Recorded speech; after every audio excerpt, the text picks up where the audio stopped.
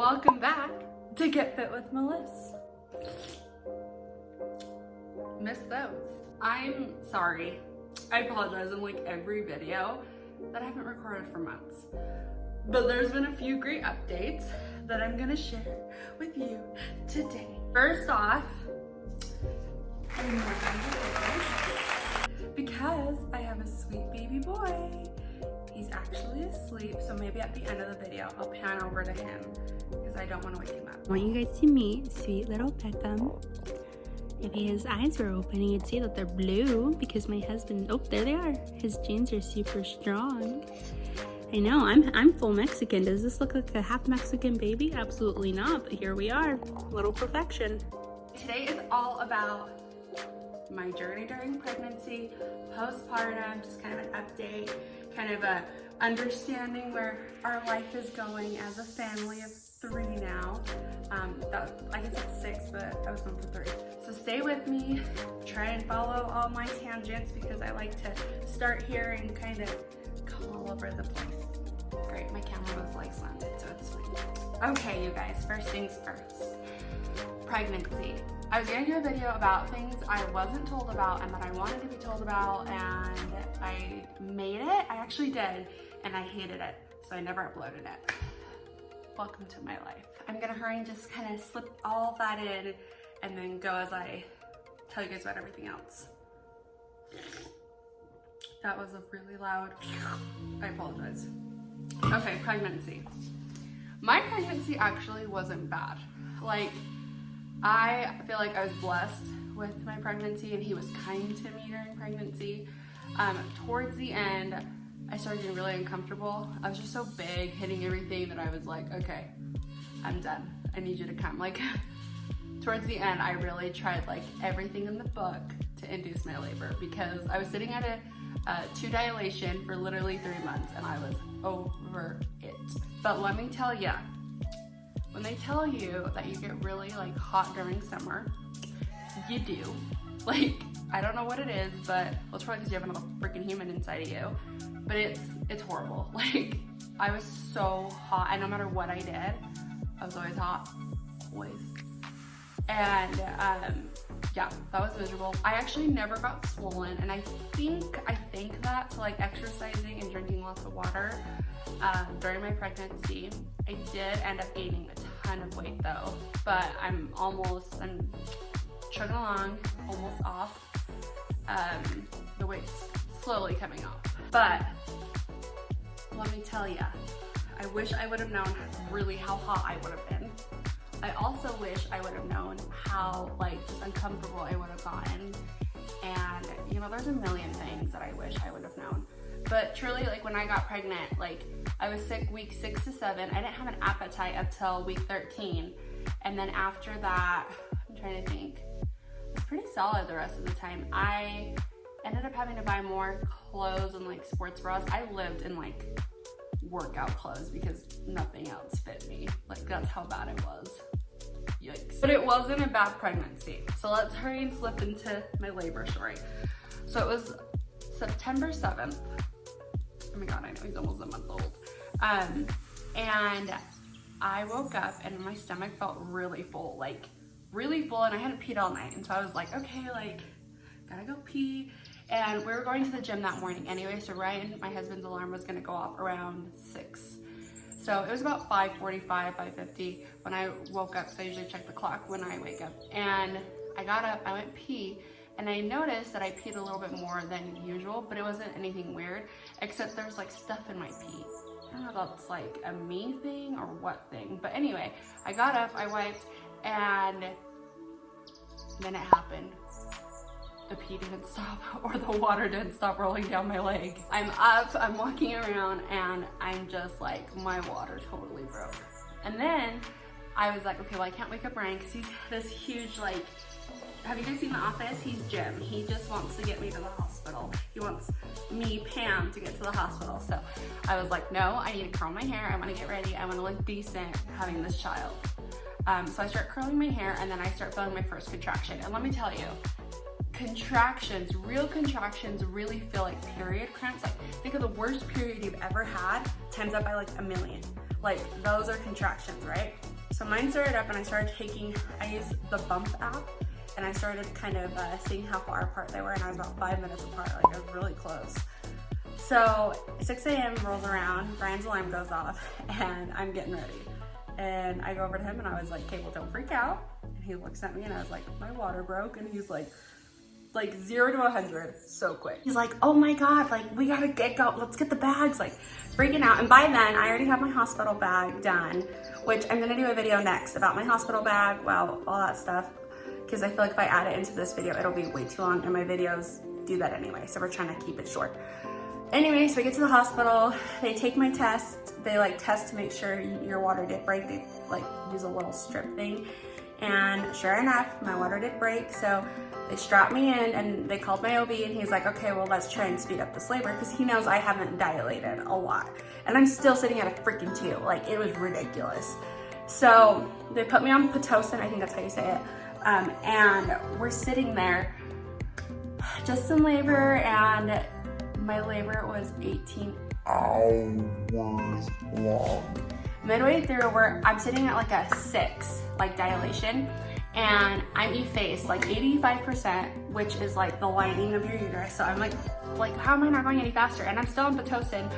Well, they keep upping my dosage, and my son's heart keeps dropping. So my first nurse cuts me off. Well, cutting me off caused me to stop dilating. Oh my gosh, it was a crap show. And then they have to put me on oxygen because he's not breathing, and oxygen should help, I guess. And so I was drinking Slurpees all day. Like that's all they'd give me were like slushies and like popsicles and ice. And I was so sick to my stomach I threw up, which was one of the things like I was worried about. So I threw up. Anyway, after that, my next nurse came in. She started upping my Pitocin again slowly, luckily, because we really were watching his heart rate, wanting to make sure he was okay. That was the most important thing. He did good, he did great. We finally got me to a 10 at like 11 p.m. Mind you, I got there at like 7 in the morning that day. Finally got to a 10 around 11.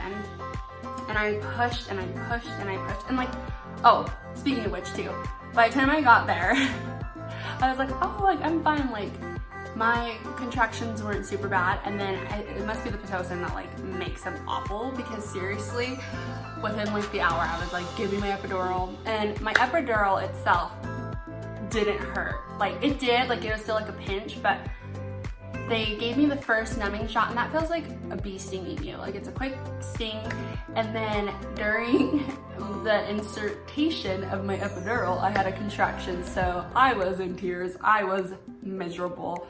But what do you do? So the epidural kicks in, I start feeling numb. It really feels just like your legs are just falling asleep. Like that's like the best way I can describe it. My legs were just asleep, but I could still try and like move my toes. For some reason, my right side numbed up more than my left side. I don't know why. They didn't know why. It was just a thing. Well, anyway, so while I'm like pushing, the left side of me, or this might have happened just a little bit before, the left side of me goes unnumb. So my doctor has to come in and redose me, the anesthesiologist, because I can feel everything. And I'm pushing the damn things. They give you a thing you can push to put more epidural in, and it's not working. So I'm feeling everything on the left side and nothing on the right. Comes in, redoses me, we're all good in the head. Pushing itself wasn't bad because I had my epidural. I think if I wouldn't have had my epidural, it would have been a whole different ballgame. So anyway, I'm pushing, and I'm like, the second fear is I don't want to poop. Like I just don't. No one wants to poop. Like it's not a thing. Well, it is a thing, but it wasn't my thing. I didn't want that to happen, but you can't control it. And so anyway, I pushed for like an hour or two, and then my doctor came in because finally he was like sitting in my birth canal for so long. Poor kid came out with a football head because he was sitting there so long. But my doctor came in, and once he came in, I pushed twice and he was out like that. He cried and cried and cried, and it was beautiful because I was so scared of him not crying when he came out that I was like, I will die, like, seriously. So anyway, it was like 1 in the morning, and he was born September 8th. His name is Beckham, for anyone who doesn't know that yet. But you guys, it was seriously so traumatic, just because just so much is going on and so many people are around you and you're just like, but it was like the best because I felt so safe and I felt like if anything went wrong with him, we'd be taken care of. See, this damn video is already way too long. Anyway, so the thing I really wanted to talk to you guys about, that was my birth story. Like, long story short, we tried breastfeeding, he wouldn't latch. Tried pumping, I literally got nothing, not even the colostrum. Like, I got little teensy bits. When I got home, I started pumping and I'd get like an ounce out of both boobs. Like, so half ounce out of both boobs to make an ounce. And I fed it to him because it was better than nothing, but we're just doing formula now because it's just way better than trying to have a screaming newborn latch onto your boob. I promise. If you're all breast, great. If you're all formula, great. If you're both, great. That's what I try to do. But I feel like no one should tell someone what way or not, because ultimately we have no control of what happens. The baby does. But if you can, that is my dogs. But if you can, breastfeeding is great just because I guess it like helps their stomachs more than formula. We've actually gone through 3 formulas now because his stomach has had such intolerances to all of them. So I would, if I could breastfeed, I would have, but here we are. My camera's like slightly landscaped and I'm like, great. Anyway, so let me hurry and just finish up. So the one thing I really want to talk to you guys about, and like the main thing, is postpartum. So everything and anything you feel after. So when we got our sweet baby, me and Ryan cried so much. Like, we were awful. Like, we like made this beautiful baby. And this is in the hospital. Like, we were just, I think at the hospital we were like in a honeymoon stage with him because it was just so exciting. Like, he was so perfect. Everything was going so great. And then we got home and reality hit. And for those who don't know, my last video I talked about, we moved. We're in our new home. Look how cute. I was gonna sit in this, but I decided not to. And literally reality hit me so damn hard. Like Regina George getting hit by that bus hard. It was bad. And let me tell you, it wasn't me. So when you are postpartum, you just pushed out so much out of you, like hormones, like everything, right? And so from what I understood, I had a huge lack of progestin, something like that. So I had a lot while I was pregnant, and then after I pushed him out and everything else, like I lost it all. So my anxiety went through the roof. And I feel like so many people don't talk about it just because people look at postpartum depression, postpartum anything, and they're like, oh, something's wrong with you. Like, you should feel this way because you just gave life to this beautiful baby. Like, you should feel blessed. You know how many people don't get to have a baby? And it's like, yes, I completely understand, and I do feel blessed. But at the end of the day, like, you can't control hormones and everything that comes after postpartum. You like can't control postpartum and like how you're feeling. And I feel like a lot of people don't understand that. A lot of people think it's you in control, and like you are in control of certain things, but you're not in control of the imbalances that are happening in your brain and in your body. So for me, there was a moment when we got home and I was like, it like hit me, like, I can't just get up and go get my husband and I a swig. I can't get up and just go to the store. I can't just go downstairs without him. I can't do all these things. And for a second I was like, did we make a mistake? Like, what are we doing? Like, they just let us come home with this small child. Can we take care of him? How are we gonna know how to take care of him? Like, seriously, all these thoughts are normal, by the way. But it came to the point where I think that's when my anxiety started triggering. And also at the hospital we were at, they had this video channel where like it kind of talked about like going home with your baby. So it talked about like babying and car seats and all that. And it talked about some stuff that like really scared me. Like the car seat, for example, like they're like, don't let your baby sleep in a car seat for 2 hours because they can suffocate and blah, blah, blah. And I'm like, what? So all these things I wasn't scared about, all of a sudden I am scared about. So anyway, so my anxiety was through the roof, like through the roof to the point where I just couldn't stop crying. I was sad, I was mad, I was just a mess, like a mess. I don't think depression really hit me because I don't necessarily feel like at any moment I was sad or like, depression's not sadness, it's more than sadness, but like, I just personally don't feel like I felt it. The only time I felt it was at one point me and my husband were in the car and Beckham wouldn't stop crying and I needed him to sit in the back, and I kind of felt like he was just kind of, like I was like, I need you to sit in the back. He had to go to work and I felt like he kind of just pushed off like my anxiety. And I, like, for a second I thought to myself like, wow, maybe I'm better off not being here. Like, I'm such a nuisance. Like, he needs to go to work, like mostly get it together. And at that point I realized like, one, I needed help, and two, I needed to explain to my husband how serious this was. So that's like something I really want to express is like, after pregnancy, if you are feeling this way, like please, please, please do your best to express it to your spouse, express it to your mom, express it to someone. If they're not willing to listen, if they're judgmental or you feel like they're gonna be judgmental, go to your OB. I went to my OB the next day and we had the best talk, and he made me feel so good about everything that I had been feeling and stuff. He put me on Zoloft. It's been working wonderful. And that's the other thing is I think medication is so frowned upon, but I don't know why. When you have an imbalance in your brain, you need something to help everything trigger back together. And since I've been on it, please hold. Since I've been on it, I feel like I can come off of it and be okay. Like last week, I didn't take it for 2 days and I was fine. Don't do that. You should take it all the time. But I wanted to personally see how I was feeling without medication.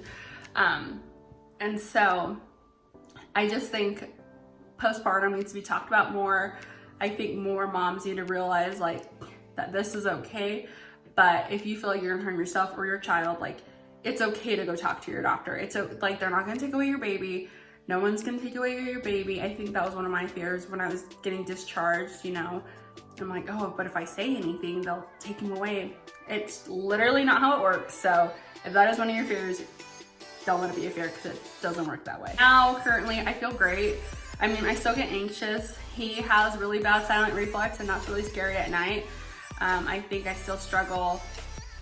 He's like waking up, I'm looking at him. I still struggle with like going to sleep because I get scared, like what if he spits up and I'm not awake and he chokes on it? Like those are fears of mine, but he's been great. Babies are more, what's the word, intelligent than I give them credit for. And he's a little champ. So anyway, I'm working on it. I'm working on myself. I've been doing things that make me happy, and I feel like that's helped a million times more. Like I always say, a cluttered house makes for a cluttered mind. Same with like your car and stuff. So when I declutter, when I clean, I feel like that helps open up my brain and make me feel better. That's just me personally. Writing things down, writing my schedule down, writing goals down, that all helps me, because the number one thing that helps me obviously is the gym. Working out, feeling fit, doing things like that is the best way for me. But since I can't do that, well, now I can, but since I couldn't do that, it was really hard for me to figure out what I could do that would bring me joy. Other things that brought me joy was going to like Target and Hobby Lobby, but that first week was literally living hell with my anxiety. I wouldn't even put him in his car seat. Like I just couldn't. Like I was terrified to go anywhere with him. I stayed home and I felt like that was the worst thing I could have done. Isolating myself was awful because I felt like he was to blame that I couldn't go out and do things that made me feel good, which he wasn't and he never has been. But that's just kind of how your brain works right after you have a baby. At least it's how mine did. It was wild. But I just like wanted to come on here and like talk to you guys and be vulnerable with you guys. So if you feel like this, you don't feel alone, because you're not. Like, there's a perfect sweet boy that is sitting in his little bassinet and will be sleeping and be great. And I am like, oh, this is amazing. I think after week 1, going on to week 2, I was in much better shape. That was like a little tangent, but anyway. So if you guys have any questions or comments or want me to answer anything that maybe I didn't touch on in this video, please comment below, and I'm usually really good about commenting, replying right back. Like I said, my next video will probably be like the hospital bag, what I took, what I thought I needed, what I didn't need. Maybe I'll talk about postpartum just a little bit more because I feel like this video is way too long. Even with my editing, I'm gonna struggle to edit this. But anyway, oh, I'm sure you guys are wondering how the dogs are doing. They're finally doing much better. At first, when he was home, they'd cry and cry and cry because they just wanted to be in his face, and we didn't want that. So we were slowly introducing them. So we'd bring Beckham to the gate. We have gates upstairs, and let them sniff him. And then we have this pack and play downstairs that he's like completely covered, and my dog's just gonna see him. And now he can be on the couch, and the boys, I mean, for the most part, leave him alone. So I think they're just happy to have a new little brother too. Anyway, it was so good. What? It was so good to make this video and like do this, like making YouTube and stuff makes me so happy. It's just finding the time to do it all, because in between him, I'm checking in with clients, I'm working on cleaning, I'm doing so much stuff that I just kind of lost sight and track of everything I wanted to be doing, which was making these videos. So I'm glad I finally fit it in today. And I am going back to work. I only got 4 weeks off because maternity leave in the United States sucks ass. Oh, sorry. But yeah, so I'm going back to work 30 hours a week. I'm lucky enough to have my mom to watch him. But anyway, so I have a lot planned. And I want my actions to speak louder than my words. So just stay tuned. If you've been following me on Get Fit with Melissa on Instagram, I mean, you'll get updates every day usually. If not, stay tuned on YouTube. I will try and upload more videos as life goes.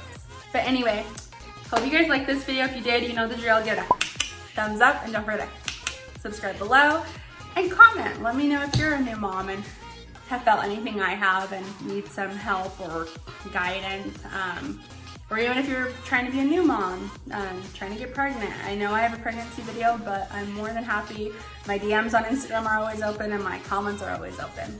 Anywho, catch y'all later.